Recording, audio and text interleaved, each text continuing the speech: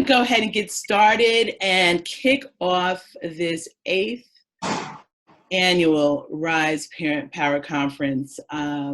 We thought we'd be in the halls of Barnard, but we're in the virtual halls of Barnard. We want to really thank them for pivoting and allowing this conference to continue. And I'm so glad that it has, because it's a heavy day.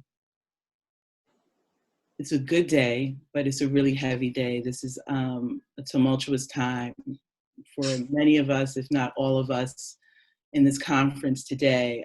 But I'm privileged to be breathing. We all are. If you're here right now, we're privileged. And I'm just happy to be here with you. My name is Gina Parker Collins. And many of you might know me, but I am the daughter of Constance and Theodore. I am the mama of Elon and Chaz.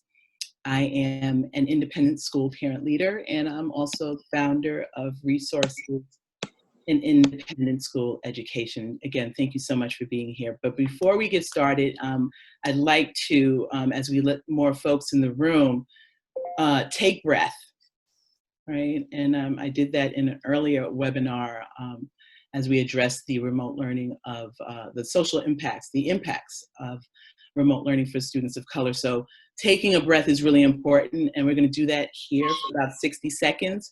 So if you will join me in taking this opportunity to be thankful for breath and to center ourselves, I'd like you to just put one hand on your heart, one hand on your belly. Nobody's looking at your belly, so we don't know how big that's gotten during quarantine, so don't worry about that.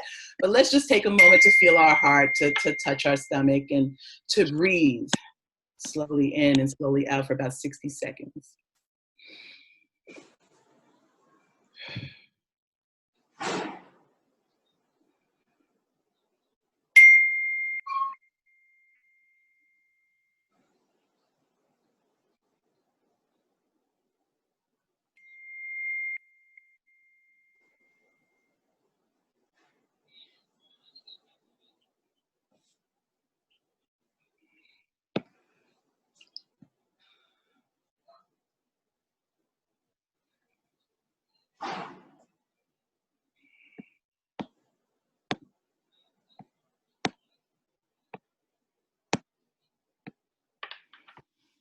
Thank you. Self-care is really important at this time. It's been a tough week. A lot of lows, a lot of crying, a lot of boo-hooing, sobbing, in moments where I felt threatened, and in moments where I have felt safe. And this is the perfect time for us to be in this space. Education for me is political. And I have made the decision to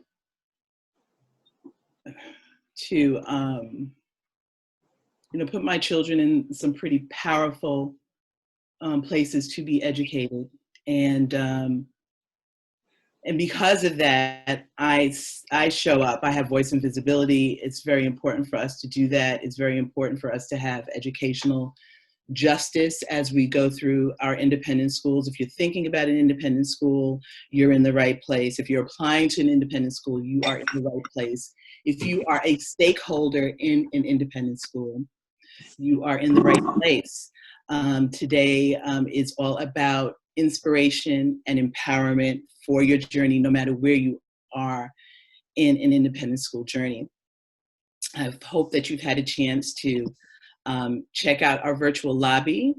There are a ton of opportunities today to engage with other parents of color, students of color, faculty members, thought leaders, schools and decision makers as we take you on this journey of an independent school education. So as you may have noticed in the virtual lobby, we do have events, parent power sessions that are dedicated to the admissions process. We have about 3 of those. We have about 4 parent power sessions that are dedicated to the enrollment process. And then we go into our school fair, and all of our sessions will be repeating twice. So just a little bit of housekeeping, take your cameras off because it will slow down the process. You should be able to see us. We shouldn't be able to see you, although you're all beautiful. As well, keep yourself on mute. And we will be getting into this welcome right now, and then we're going to move into our conversation with Dena Simmons, and then to our parent power sessions. Again, they will repeat so that you have an opportunity to see 2 out of the 7 that are available. And the school fair, we have 16 schools who will be having 2 sessions each. And again, you'll be able to see 2 out of the 16, but guess what? It's all going to be on demand, and we'll send it to you afterwards. So let's get right to it. Again, we are thankful for this virtual platform to continue to do the necessary work for our school communities and for our families of color. And we want to thank Barnard Pre-College Program. We want to thank Riverdale Country School. We want to thank Foxcroft School and Avenues, the World School, for being very generous in support of this event. We also want to thank Jessica Rizzolo. She is like, you looking at me, Alicia. Now I'm not gonna swoop down and grab her, but she's amazing. Jessica Rizzolo is our show manager, and she's putting this all together. We ask for grace and mercy in this process of launching an event for the very first time virtually. So Jessica's worked really hard to pull this all together. We have over 100 folks, or close to 100 folks, I should say, who are behind the scenes with this event, from, again, parents, students, administrators, faculty members. So we want to just really thank them for being here with us and helping to pull it together. So we are going to go ahead and introduce a powerhouse to you for this welcome. But before we do that, we just want to remind folks that Zoom bombing will not be tolerated. We will shut it down. And so again, by helping keep your cameras off and muted, that does help. But by all means, please use the chat and we will engage with you. So the agenda in a flash, I think I told you already, is 3 admissions events for enrollment-driven parent power sessions. In other words, we're going to get in and we're going to dive in and we're going to thrive in this process today. So we did our breathing exercises, and right now I want to get to thank Alicia Velasquez, who is the director of Barnard Pre-College Programs. I want to bring her to the front, get you off of mute. Hey, Alicia. Hi, Gina. Wow. Hi, RIISE families. How are you? Yeah, you're in front of the RIISE family. I remember when we sat down 4 months ago to discuss the possibilities of bringing our 8th annual conference to Barnard's campus, and you were so gracious and excited to do so and recognize the direct connection. I mean, as we are in college preparatory schools, we're all looking for opportunities to take it to the next level with higher education with our students. And our pre-college programs have been really instrumental in providing opportunities, another opportunity for students to stand out and to shine as they enter into the admissions process for college, and also just get a chance to go after their passions and what they're really interested in doing, and having that experience on a college campus. So you head up the Barnard Pre-College Program. And why don't you tell us a little bit more about that, because you're in a very unique situation right now in that COVID has you all going virtual, as most pre-college programs are. So I want to just give you the chance to have the floor. And again, thank you so much for providing this platform for us. We appreciate it. Yeah, we're happy to have you all. As Gina mentioned, my name is Alicia Velasquez, and I've been the director of pre-college at Barnard for the last 2 years. This will be my second summer at Barnard. I'm always really excited to be in the space of pre-college because exposure is key for our students, right? Especially our students of color. The more they know, the more likely they are to thrive once they get to college. I think what independent schools and really highly selective schools do for our children is give them an experience in academic rigor summer. And so that they are laid the foundation for at your schools. But what pre-college programs really do is expose them to the social capital piece, right? Yeah. The piece that helps them leverage this degree along with all the other things that they've learned to really be powerhouses once they are done with their 4-year or 5-year degree program. And so knowing that, I approach my role as director of pre-college in this very in a very serious way, I would say, right? I don't consider myself to be a formal person. I want everyone to know that higher education is accessible. It's attainable.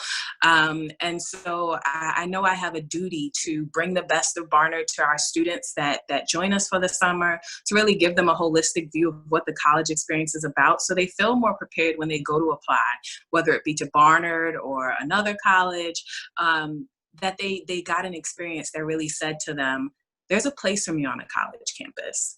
So yeah, definitely understanding that that is a big part of my role. And we're so excited to be with your families today because we know that you know that as well, right? Mm-hmm. So tell us about some of the programs or classes that you're really most excited about, because I mean, this, Barnard is New York City, right? Yeah. And so I'm sure that everything that you have has a layer of New York attached to it. And how do you experience that in a time where, it's remote learning? Yeah, so I think, at Barnard in particular, we are a women's college, right? So even our pre-college programs are all women programs. So at the core of our curriculum are, those two pieces. We are feminists by nature, just being in a women's college. We bring the women's voice to the front of our classroom, but also being placed in a city like New York. It informs everything, in our curriculum. And so when we think about the classes that we bring, yes, we often connect them back to New York City, and figuring out how to do that in a very tangible way virtually. Our faculty members thrived in it. Like, they were so excited about it. So some of the classes that I'm really excited to see come to life, we have a New York and Art and Film course that I'm really excited about. Experience in architecture. A lot of young women are interested in architecture, and there's a space for that. Barnard College actually is the school that owns the architecture program at Columbia. And so, that's housed within our unit, and we do it very well. And so I'm very excited to bring that to the forefront for our students. We have everything from playwriting to a STEM program. Just really excited to show the ways in which our academic research has been implemented, but also, really thriving in New York City. Whether we're here physically or not, there's still a place for New York City in our classroom. Mm-hmm. That's great. That's awesome. So tell us a little bit more about the process of applying to the program. I mean, you've extended the deadline date, right? So yeah. So we're open enrolling, and we are open enrolling until we're full. So we're open enrolling. Our first session starts on June 27th. And so there's still seats in our STEM program. There's still seats in our Young Women's Leadership Institute. There's still seats in our New York and Art and Design Institute and our Young Women's Writers Institute. And you can head to our website, barnard.edu/pre-college programs to apply. Okay, great. And so I do want to thank you again for providing this opportunity and this platform to have this event today. It's giving our session speakers the opportunity. I mean, the fact is that if this was a physical event, it would not be as robust, right? So again, for those who are just jumping on, we will be moving into our parent power sessions after our conversation with Alicia and Dena Simmons.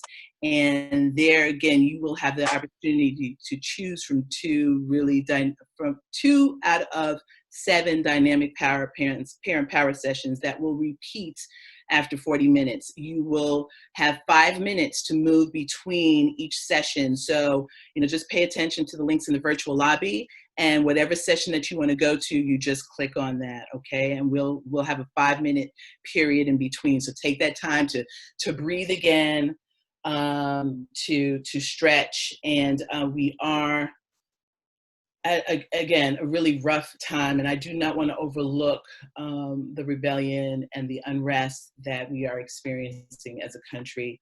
The racism, the hatred, and the violence. Enough is enough, and I know that I am in the right place in an independent school to hold my school accountable, to stand with me right? And to help disrupt and dismantle the systemic and institutional racism that still resides in our country, in our neighborhoods, in our cities. Again, I'm here and I'm able to breathe, and I'm thankful for that. And I'm, Brother Floyd and countless others cannot. And when we think about the last thing that they called out for, he called out for his mother. And so, parents, we hold a very powerful role in our children's lives. And we are asking today that you, again, are inspired and empowered by the many parent power sessions that we have, the many speakers that we have among the parent power sessions, as well our independent schools who are showing up to specifically center families of color in their admissions and recruitment process. So, is there anything else you want to add, Miss Alicia? Just going back to conversations that you and I have had around summer programs. This has been a tremendously traumatic year for our students, right? Being ripped out of their classrooms and thrown online. And, what we've had online perhaps isn't the best reflection, not perhaps, it definitely isn't the best reflection of online learning. And so I really encourage our parents if we can, find resources for our children to continue learning and building this summer on their passions and their interests. A lot of our students are now disenfranchised with learning, right? And so summer programs really give you a chance to build on that, regardless of whether it's virtual or in person. This year it will be virtual, and this year it's even more important to center them back in their passions and their interests to fuel them in what will be an unprecedented year yet again, beginning in the fall. So learning is at the heart of everything for all of us. Education is super important for our children, and we know that. And so where we can, just reach back and try to find some enriching things for our students this summer to keep them going and motivated. Yeah, it's tough. It's tough. Yeah. A lot of things are being ripped away, camp, counsel, and training. I know that's what's happening in my household. But the college programs, the pre-college programs are really looking like a great opportunity. So again, thank you for what it is that you do. Again, thank you for this platform. And hang around, and you're going to turn into a couple of the roles that we have today with session keepers. So we have session keepers, we have session speakers, they're students, again, they're parents, and they're all here to try and make sure that this experience for you is as impactful as it can be. So thank you, Alicia. Yeah. Appreciate you.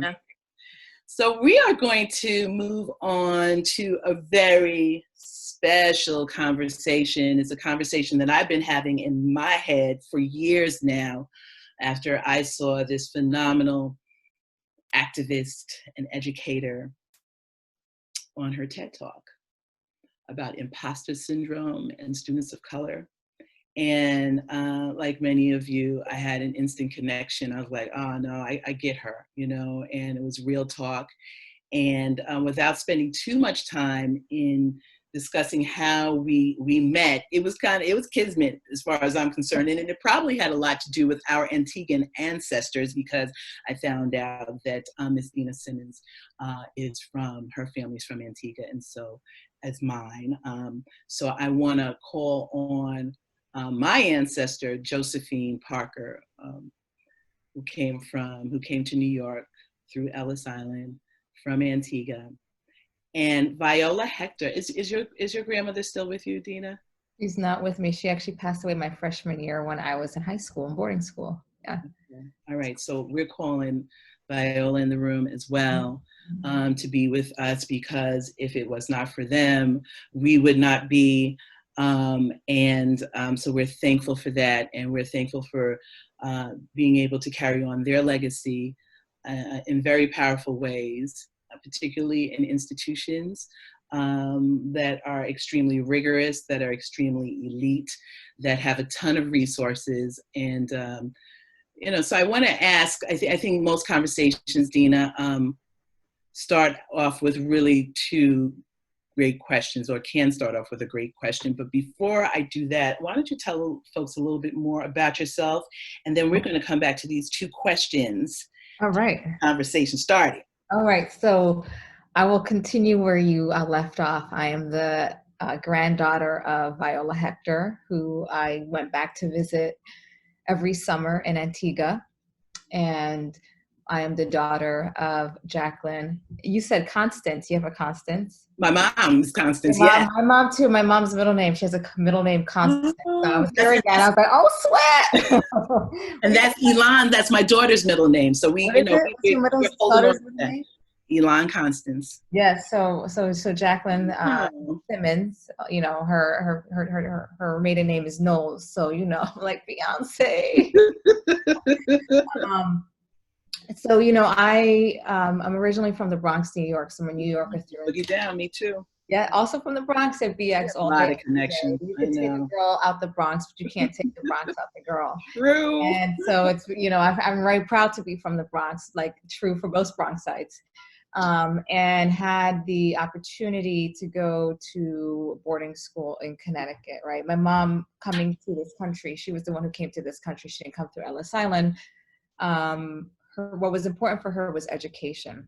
Mm-hmm. And so we grew up in a one-bedroom apartment, my two sisters, my mom, and my mom was always pushed education. So when it came for us to go to school, our principal told my mom, you know what, you should look at these opportunities. And so my older sister went on to a school in Connecticut, and so did we. My twin sister and I, and then from there went on, did the whole thing, got, 4 degrees later, 4 degrees later, got my doctorate at Teachers College at Columbia University, where I focused my research on bullying, on trying to understand bullying and how to understand teacher preparedness to address bullying in the middle school context. And really what I was interested in is this idea of safety, right? Who gets to be safe? Who has the privilege to be safe? Mm-hmm. And it's only, when I've been reflecting and thinking back about my experiences up to this point, I'm currently writing a book called White Rules for Black People. And as I've do that one more time. The title of my book, mm-hmm. White Rules for Black People. Okay. And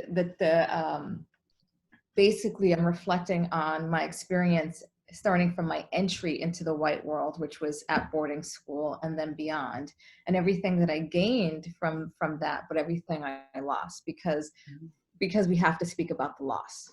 Yeah. I don't think we talk about that enough when we're like, oftentimes as Black folks, as brown folks, who have had to struggle. We've seen it, we're experiencing it. We are in pain right now, we are suffering. Every time we see an image of one of our brothers or sisters or cousins or aunts or moms or fathers get lynched, right? It's still racial terror. It still impacts us. It still changes our genetics, right? Epigenetics, right? We still carry that embodied trauma. And so yeah, no, I mean, it's we have to talk about the loss that happens when we go to these spaces that were never created for us. And oftentimes, unfortunately for us, we're choosing the lesser of, in my opinion, two evils, right? Like if it were up to me, we would have our own stuff. We would have our own shit. I'm like at this point now, like, can we have our own stuff? Because there was so much that I lost in the process of gaining what people get without having to lose, right? Other folks get to get it, right? It's normal for them. They're entitled to that. But for me to have gotten that, I had to fight through doors. I had to bang down doors to get to where I am. And then I had to prove myself when I was in those spaces. And continuously. So here's the first question. Why are we here then? Why are we here? As in we're like right now having this conversation? Well, yeah, we're having this conversation because we've chosen to be in predominantly white and different spaces where we are among the numerical minority, where, there's so much to be gained academically and extracurricularly, so many resources, yet there is tremendous amount of loss if not navigated properly, right? So why do we choose that? Why do we choose it? Because that inherently, that's why we're here, right? We're here to talk about it, but why do we choose an independent school education? I mean, I think the reason why, for my mom, because I didn't choose it, right? My mom first told me that like we wanted to go away to school, I was so upset with her. And that's a real response for some students too, right? Like you're young, you're like all your friends are in the Bronx. Like for me, all my friends were in the Bronx. I had a little bae, I had a little boo. So I was like, we're gonna get married. What you talking about? This is 8th grade. So I thought I was gonna get married to, I thought I was gonna get married to, anyway. So there was a lot. So my mom said that to Dana and me, because Shayna had already gone off. My older sister had already gone off to school. I was like, no, we got into like these good Catholic schools. I went to Catholic school, so we're good. But when I went to visit the school and saw how much was there, all of the building, also there's this idea of physical safety, right? Now my mom could go to sleep and knowing that when we walking from, she doesn't have to worry about us walking to school. Yeah. Right. We're going to be in this place. And that's not to say that there's other types of safeties that were threatened, right? Like this psychic safety, this emotional safety, this mental safety of being a numerical minority. But my mom sent me to the school because she wanted what most parents want for their kids. They want better for their kids. Right. And we have to be on it. Like the types of opportunities, right? My mom wanted us to have those doors open. She wanted us to have the better life that she never could. That's why most parents make this choice, is because they want the best for their kids. Mm-hmm. And unfortunately, the best is there, right? It's not to say that there are great public schools too. Like I would send my kid to a great public school too, but the way we've created public schools right now is based on where you live. In most states. Mm-hmm. So if you live in an impoverished community, you're going to go to school that's janky, right? I taught in the Bronx, and my school was in the poorest congressional district. I was their social capital. And so what I did when I was a teacher, knowing the importance of social capital, was I brought the world to my students. I had Deputy Mayor Walcott, who was our chancellor at one point, come to my students because I thought it was important for them to see positive role models that look like them, right? Because they could go anywhere else to see negative role models that look like them. And I brought in the Coalition of Mammakali workers, right? So they learned about organizing, right? Because too often in our communities, we become apathetic. Their parents went to the school and their parents were failed, right? I mean, one of my students went to my boarding school and one of my students went to my college, right? I was that connection. I was that social capital. So that was my responsibility. But my responsibility was also letting them know it wasn't going to be perfect. Because when I went into boarding school, I thought it was going to be perfect. It was a fantasy world for me until I realized the weight of being the only one, the weight of tokenism, the weight of microaggressions, the weight of racial bullying. So that was real too. And I think it's important that, like, ABC, Teak, White Foundation, all of them, Oliver, all of them, like, no one really talks about that part. And I think if you're going to ask me, you're going to give me a mic, you go from being the top of your class to not being the top of your class many times. So that whole identity, when you identify as being like the best or whatever, you got to deal with that. And then you got to deal with the whole being the only one. Then you got to deal with like all this privilege that you've never known before. Though that's real too. And I think it's important that we prepare our kids, especially our kids of color, to know what the experience would be like, but then to also know who they are. Yes. They don't know who they are when they go into those spaces. It's very easy to lose yourself. And so you have to go in there with that self-fortitude, that self-love. And it's hard as a black girl to learn self-love. Right? And if you didn't have an intervention like a parent or someone or a teacher telling you that you are worthy, that you are enough, then you go into those places and you continue to hear those lessons and see those lessons in different ways. Those you are not enough. So if you have to be strong and know and unapologetic about who you are and what you stand for when you go into these spaces, because these spaces will tell you who you are. You got to go into those spaces and say, yo, I'm here. And I'm from the Bronx. And I speak a little swang and what? You know what I mean? Yeah. But you understand what I'm saying, and when I go home, they understand what I'm saying. So why can't you learn my language? Yeah. That's where I am right now. That's where I am right now. It's like you learn my language the same way I've learned yours.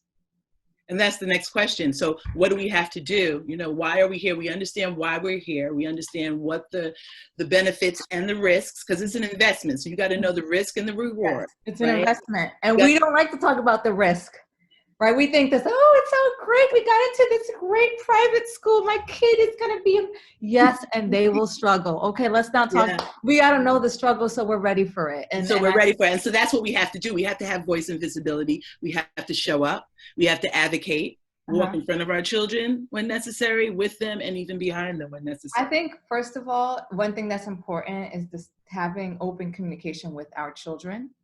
So, and if your children are not going to talk to you, because especially as adolescents, the last thing our adolescents want to hear from is their mama, their papa, like their parents.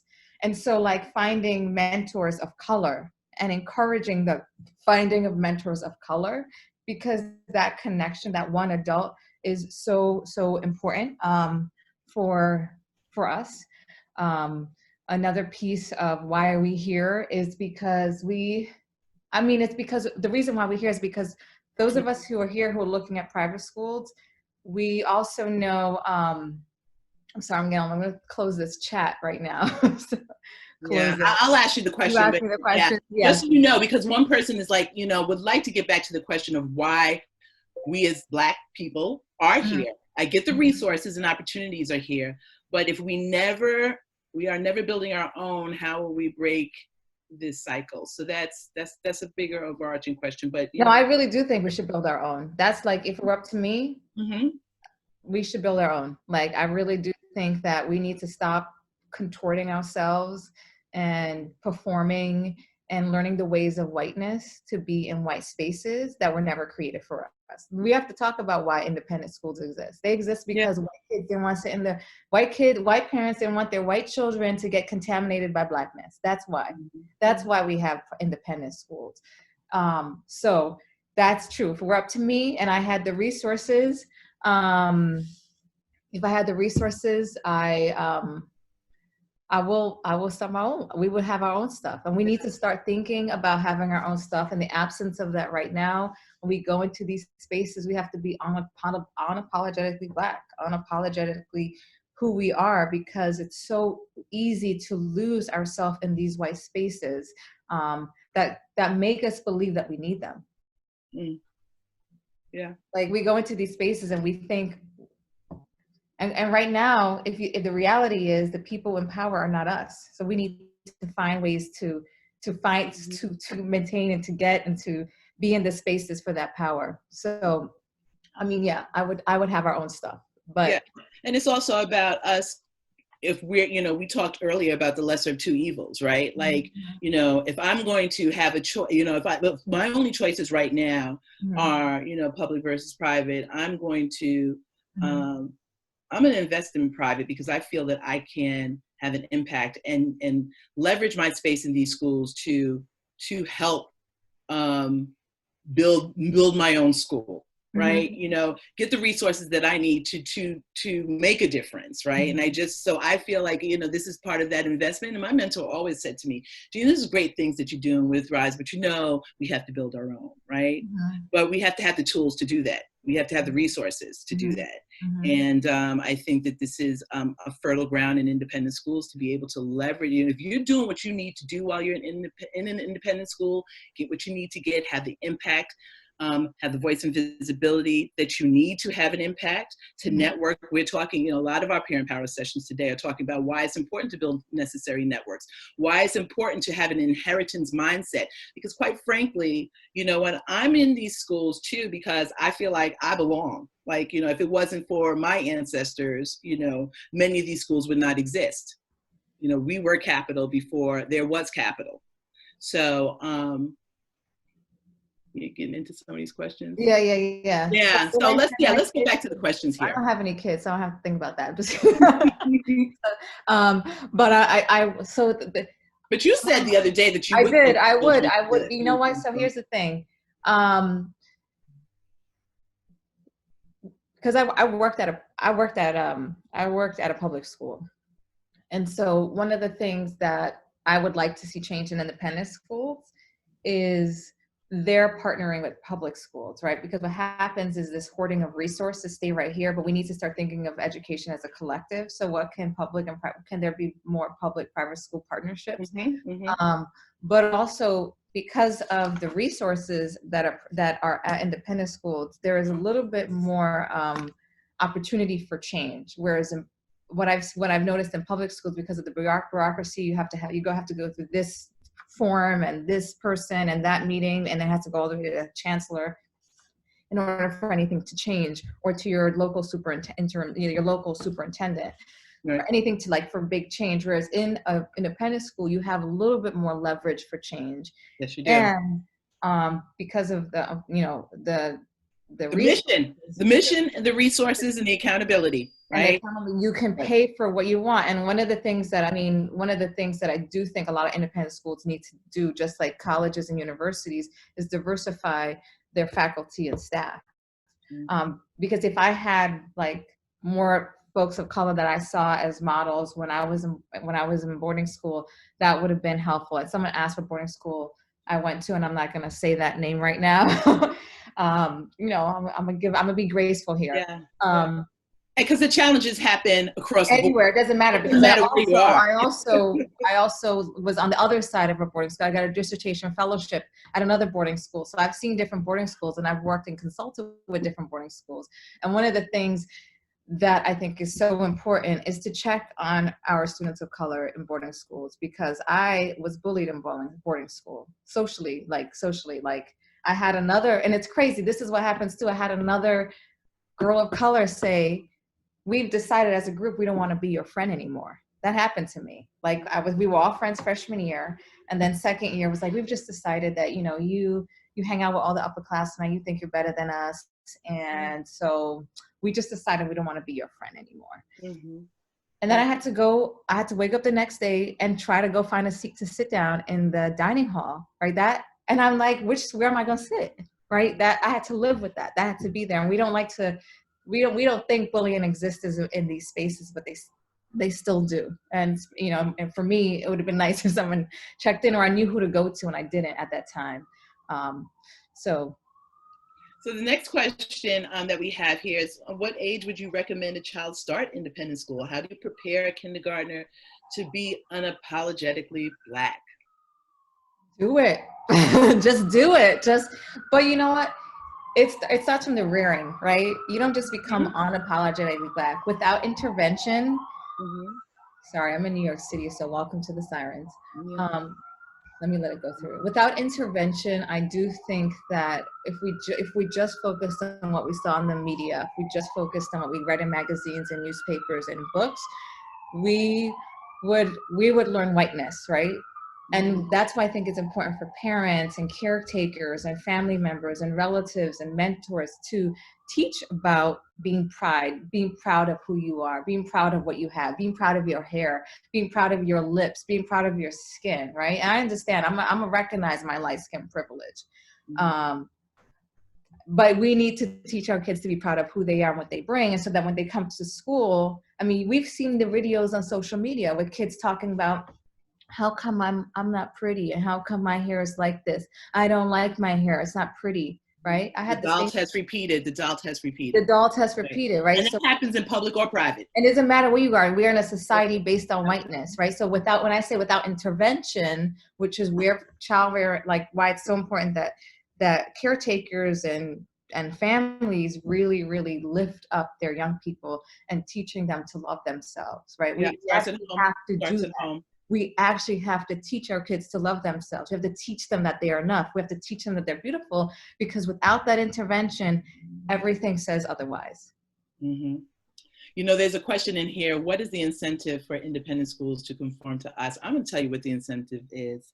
We put the in community. I walk through my independent school every day knowing that I bring something to that school that would never be captured without Black and brown folks there, right? So I recognize my privilege in being in my cultural capital, right? My cultural capital is what makes that place better, right? And so I show up and I speak up. So the incentive for them really is to, first of all, be able to graduate children who know how to, to really take advantage of all the character strengths that they're talking about, right? So when you're talking about compassion, how do you have compassion in a monolithic space? How do you practice that? Mm-hmm. So I think the incentive for them is to bring real world, to bring, our culture, which is strong. And so, I think there's a lot. I don't know what your thoughts are. Black girl magic, like we're magic. I'm like the fact I think about, like, I think, when I think about everything that we've suffered. Yeah. And I think about what we're suffering right now. Like I literally was in the shower crying the other day because thank you. Tears. I was crying in the shower because I said, this grown man cried for his mom. Mm-hmm. That's real. That does something to you. That damages us. Mm-hmm. And it's, so part of it too, going to being in these spaces, we know that it will get us closer to having and being in a position of power so that we can do something where that we can prevent that, right? So I have to believe that. But why do we're in those spaces because we belong in those spaces. That's one, right? We have to start thinking we belong in those spaces. I think for a very long time, I felt grateful to be in those spaces. And then I was like, now, son, you should be grateful. Exactly. I tell every family that. Because I'm going to bring some flavor, sazon. I'm going to bring flavor and sazon. That's right. That's right. But besides that, we also know, like from the research, I know that, that the sort of the power of interconnectedness, of interrelational friendships. We know, we also know that difference is strength. The difference in strength, like, we learn, folks learn. And what I also think too is being in those spaces, it allows for someone to see my humanity, right? Because if you ask folks, like, as I'm writing my book right now, and I have, some white co-conspirators, because I don't want no performative allyship. I don't want allyship. I want co-conspirators. I want someone to be like, here's my life for yours. Here's my comfort for yours. That's what I want. But for those white folks, over allyship, that's powerful. I don't want any allies. Yeah, allyship was used this week in a way that touched my heart, but that's not enough.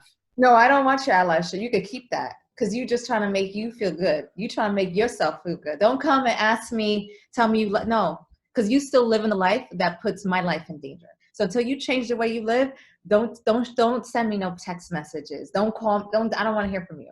Yeah, I've been ignoring a lot of text messages this week. No, because if you didn't do it, you only did it because I said something. I want you to do it because you know it matters, right? And so I hope that my presence in your space is my resistance. My presence in your space is you seeing my humanity, because we still are in a place where you don't see my humanity. And if you could be my friend, you have to see my humanity. And so, like, that's part of what I bring to a space, my humanity.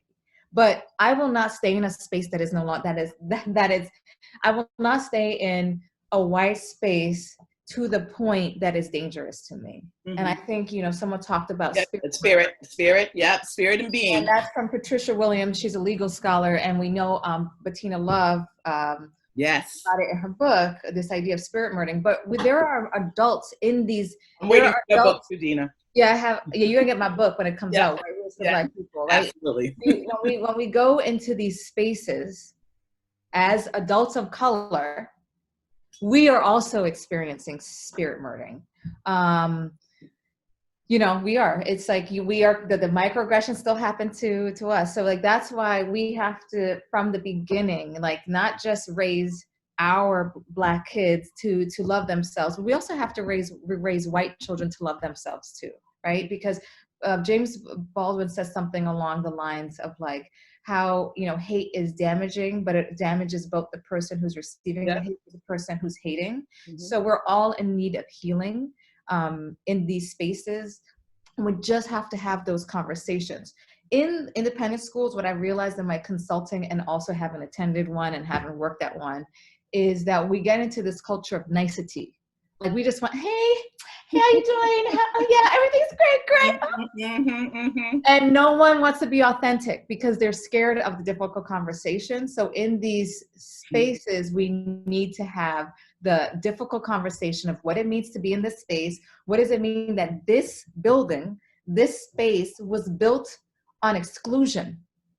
Let's interrogate that, and let's see how we can change the legacy and the history of this place so that we can live out our mission. Because a lot of those schools have like great to live and to serve, to think, to do, to be. Yeah. But why don't we live those Keep missions? talking. I got to get my battery. Yeah, no worries.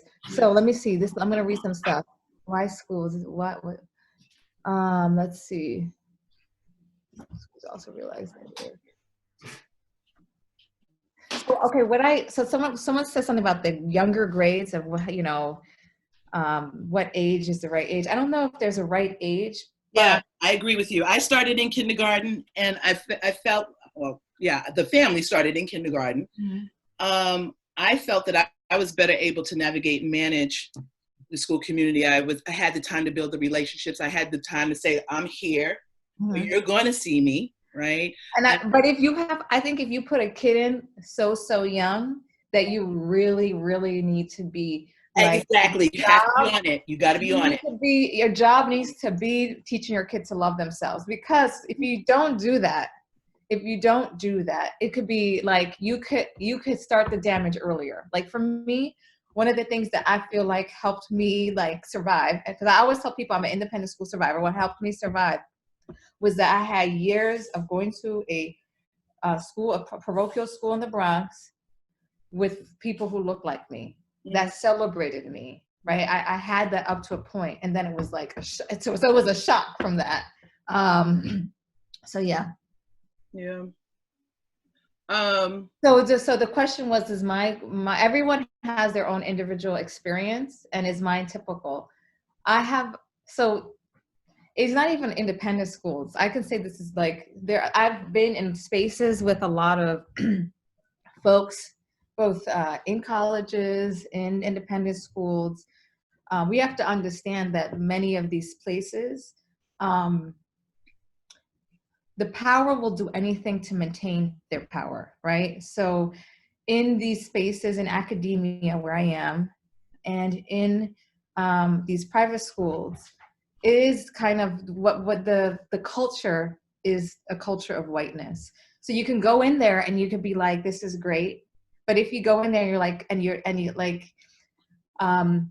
people can have a great time. There were some, I'm not saying that I had a terrible time. There were some parts of my, I loved the people I met. I had great friends that I got to meet in boarding school, but there was this psychic damage that was happening at the same time. I was able to thrive still. I was like the captain of the basketball team. Surprise, if you saw me standing, I'm only 5 feet.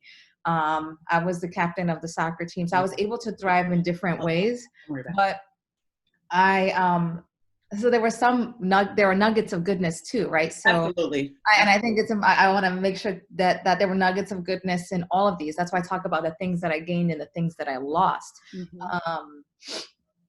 But everyone has their own individual experience. However, when you really, really talk to folks and we really get real, we have similar experiences of microaggressions. We have similar experiences where when you were applying for college, someone tried to say, I don't know if that's the right place for you, or I don't think you'll get in. Like those are experiences that have happened with my friends, both in public school and in private school institutions. So that's why I think the work really comes from the child rearing, to ensure that the child has a strong sense of self and purpose before going into these spaces, because it's very easy to get lost if you don't have that self-determination and that self-knowledge and that self-love.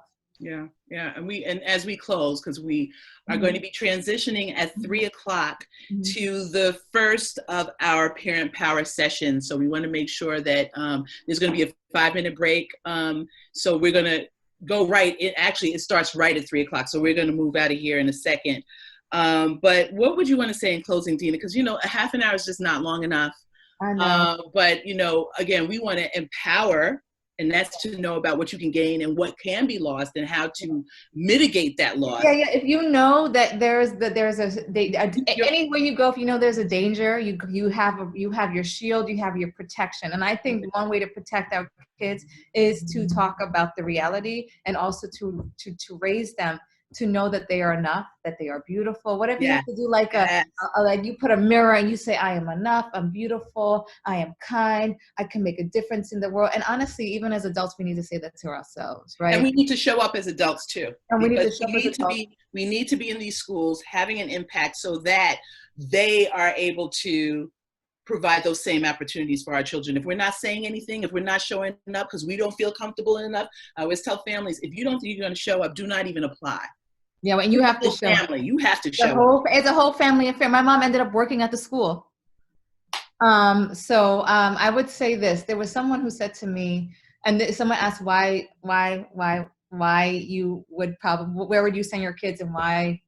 Someone said to me, I was working at public school. She said, would you consider working at a private school? And I was like, I don't think they need me there. And she was like, that's not true. And she told me this, and she said, you know, the people who are making the decisions about whether Flint, Michigan happens is the people who are sitting in these seats. And we got to make sure we change their minds so that doesn't happen again. So it's sort of like the Minority Report. Like if we could be, you know, like if you can like disrupt something before it happens, that's why we're in these spaces. We want to disrupt and change. Disrupt and change. Before it happens. So like if I can make you see me and my humanity and you could make better policy, then we've already done our social justice. So we're in those spaces to be the social justice warriors, because we both deserve and we're entitled to be there. We be there, we're unapologetic, and we say, you know what, you're going to make space for me. That's right. And so we go into these spaces and we demand that space is made for us. And that looks different for whoever individual. Some people a little bit more passive, some people a little bit more in your face, some people do it through their writing, some people do it on the streets. You know what, we all have our ways. Lean into your strength. And grow your weaknesses, right? Grow from them, right? Don't simmer in them, right? You know what your areas of growth are and grow those, and lean into your strengths. And then you're not alone. Where's the collective in this? You talked about self-care. We cannot lose that in these spaces because our self-care is revolutionary. Yes. And so how do we transform that self-care to collective care so that I'm looking out for you, you looking out for me? Because networks. Feeling of aloneness is real. And so how do we find our family and our community when we go to these spaces? And also one more thing I would say is that we go into those spaces and we don't see the other person that looks like us as competition, because that happens and that's real and that's true. So I have to go into these spaces and see the other person that looks like me and the other folks that look like me as family. Because too often we're pitted against each other, and we're not going to get anywhere by doing that. So how do we find, and also find family with everybody, but especially with us, how do we find family and make, as best you can, make family? Yep, our affinity spaces are there and ready for us, and we are, you know, I know in my school our affinity spaces have grown into the parents administration. I mean, like we are fanning out. So when Killer Mike talks about it is time to plan, plot, strategize, and mobilize. And take care of yourselves. Take care of yourself. Know when to take that seat, because when I need to sit down. Seat, I do it. So we got to move. We got to move on. So, Dena, thank you, everyone.